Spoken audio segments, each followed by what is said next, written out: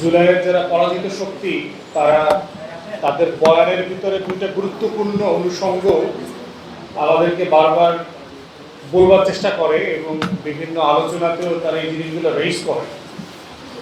তার ভিতরে একটা হচ্ছে যে রাজ্জাকি ভাই বলছিলেন যে মুক্তিযুদ্ধের মুখোমুখি করা।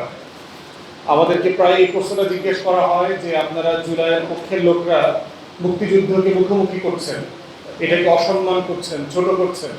অথচ যখন জিজ্ঞেস করি যে কে ছোট করলো, দু চারটা এক্সাম্পল দেন, তখন দেখবেন আর কোনো কথা বলতে পারে না। হ্যাঁ, ওই যে একটা ফেসবুকে স্ট্যাটাস দেখলাম, তো ওখানে লিখলো।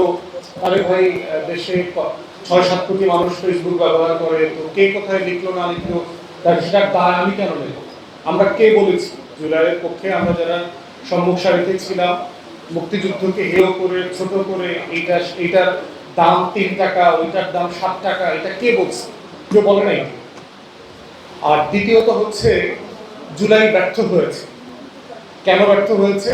দ্রব্যমূল্যের দাম তো আগের মতোই আছে, গ্যাসের সংকট চলতেছে, দেশে গণতন্ত্র নাই, রাজনৈতিক সহিংসতা চলছে, দেশ তো বদলায় নাই, সবকিছু আগের মতোই চলছে।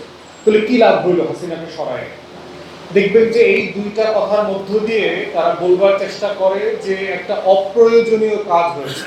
অতএব জুলাইটা একটা অর্কেস্ট্রেটেড কাজ ছিল, ম্যাটিকুলাস ডিজাইন ছিল, দেশি বিদেশি ষড়যন্ত্র ছিল। পিটার হাস এটার জনক, এটার প্রমাণ হচ্ছে অমুক অমুক জায়গাতে ফোনে কথা বলছে। সো এইগুলো মিলায় হচ্ছে এই কথাগুলো তৈরি করতেছে।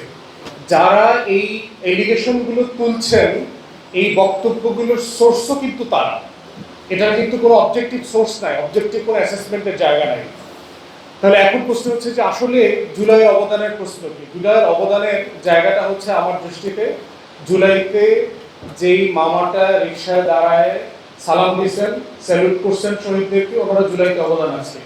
যে মা রাস্তায় দাঁড়ায় দাঁড়ায় সন্তানদেরকে পানি খাওয়াইছেন, তিনি জুলাইয়ের যোদ্ধা। যেই রিক্সাওয়ালা, যেই সিএনজিওয়ালা বিনা টাকায় একটা লাশ ঢাকা মেডিকেলে পৌঁছে দিয়েছেন, উনিও জুলাই যোদ্ধা।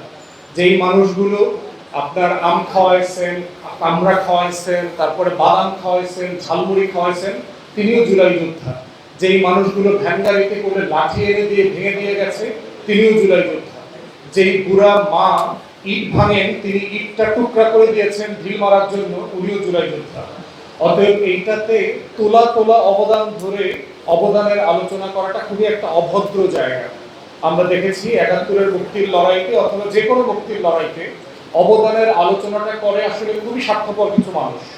আমাদের সবসময় রাজনৈতিক কর্মী হিসাবে আমাদের লড়াইটা থাকে, যে জন্য লড়াই সেটা আসলে কতদূর হলো, সেই প্রশ্নটা প্রত্যেক দিন নিজের সাথে করা, আমার প্ল্যাটফর্মের সাথে করা, আমার লড়াইয়ের সাথে করা, কতটুকু এগোলাম, কতটুকু পিছলাম, কি কি প্রত্যাশা ছিল, কি করতে পারতাম, কি করতে পারি নাই, আগামী যদি কোনো একটা সম্ভাবনার দরজা খুলে যায়, এই ভুল থেকে আমি কি কি শিখলাম, যেটা সেই দিন আমি অবশ্যই করব। সেই জায়গাগুলো হচ্ছে আমাদের তর্কের লড়াই, আলাপের লড়াই। দেখেন আমরা জুলাইতে কি পেয়েছি? 20 বছর পর দেশের মানুষ ভোট দিতে পেরেছে প্রথমবারের মতো। আমাদের গণতন্ত্রের যে ট্রেনটা ছিল, এই ট্রেনটা স্লিপ করেছিল, এই ট্রেনটা আবার তার লাইনের উপরে ফিরে এসেছে। এটাই তো জুলাইয়ের অবদান।